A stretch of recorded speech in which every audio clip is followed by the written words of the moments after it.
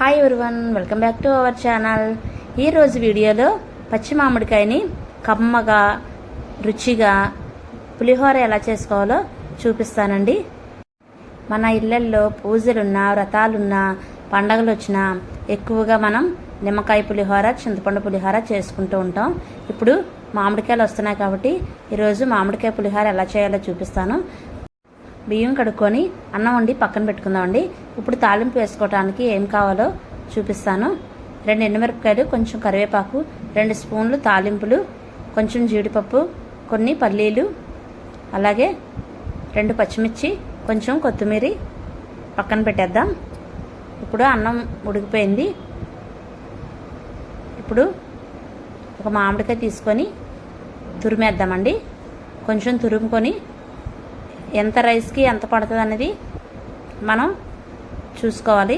ఇప్పుడు మామిడి పులుపు ఎక్కువైనా సరే తినలేము కదండి, పులుపు తక్కువైనా సరే టేస్ట్ అంతగా బాగోదు. కరెక్ట్గా సమానంగా ఉంటేనే సరిపోతుంది. ఇప్పుడు ఈ కాయకి పావు వంతు కాయని తురిమేస్తాను. ఇప్పుడు ఇది తురుముకొని పక్కన పెట్టేసి స్టవ్ మీద ఒక కళాయి వేసుకోండి.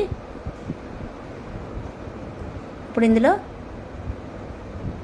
కొంచెం పులిహోరకు సరిపడగా ఆయిల్ వేసుకొని, అది ఆయిల్ పల్లి ఆయిల్ అయినా లేదంటే పప్పు నూనె అయినా వేసుకుంటే చాలా టేస్ట్గా ఉంటుంది. పులిహోర టేస్టే మారిపోతుందండి. పప్పు నూనె అయితే ఇంకా బాగుంటుంది. ఇప్పుడు ఆ ఆయిల్ మరిగాక పల్లీలు వేసుకుందాం. ఆ పల్లీలు వేగిపోయినాక జీడిపప్పు వేద్దాం. 2 వేగినాక ఒక గిన్నెలో తీసి పక్కన పెట్టేసుకుంటే పులిహోర కలుపుకున్నాక అప్పుడు వేసుకోవచ్చండి లాస్ట్లో. ఇప్పుడు 2 స్పూన్లు తాలింపులు వేసేద్దాం. 1 స్పూను జీలకర్ర వేయండి.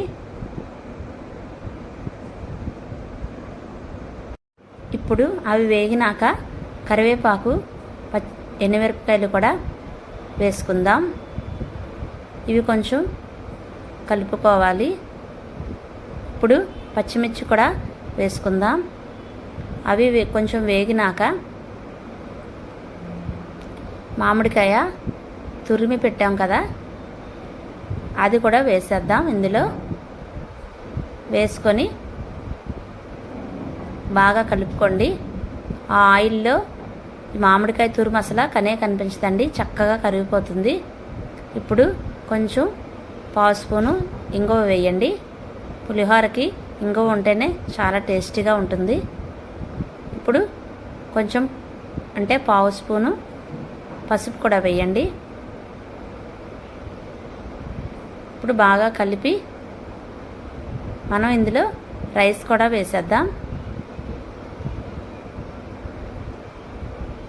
ఆ రైస్కి అయితే ఆ పులుపు కరెక్ట్గా సరిపోతుందండి. ఇప్పుడు ఉగాదికి మామిడికాయ పులిహోర రెడీ అయిపోయింది. ఇప్పుడు ఇందులో తగినంత సాల్ట్ వేసుకోండి. పులుపుకి మొత్తం సరిపడంత సాల్ట్ వేసి బాగా సాల్ట్ అంతా కలిసేలాగా కలపండి. ఇప్పుడు బాగా కలిసిపోయింది కదా, పులిహోర అయితే రెడీ అయిపోయిందండి, మామిడికాయ పులిహోర. ఇప్పుడు కొంచెం కొత్తిమీర వేసుకొని జీడిపప్పు, పల్లీలు కూడా వేసేసి ఒక బౌల్లో తీసుకుంటే కమ్మటి మామిడికాయ పులిహోర రెడీ అయిపోయింది. ఈ ఉగాదికి అందరూ మామిడికాయ పులిహోర ఇలా చేసుకోండి, చాలా టేస్టీగా ఉంటుంది. మీకు ఎలా కుదిరిందనేది మా కామెంట్ బాక్స్లో కామెంట్ చేయండి, లైక్ చేయండి, మీ ఫ్రెండ్స్కి రిలేటివ్స్కి షేర్ చేయండి, సబ్స్క్రైబ్ చేసుకోండి. చాలా అంటే చాలా టేస్టీగా ఉంది. నాకైతే పులిహోర బాగా ఇష్టమండి. పులిహోర ఎలా చేసినా సరే చాలా ఇష్టం. నిమ్మకాయ పులిహోర అయినా, చింతపండు పులిహోర అయినా, మామిడికాయ పులిహోర అయినా చాలా ఇష్టం. మీకు ఇష్టమైతే కామెంట్ చేయండి.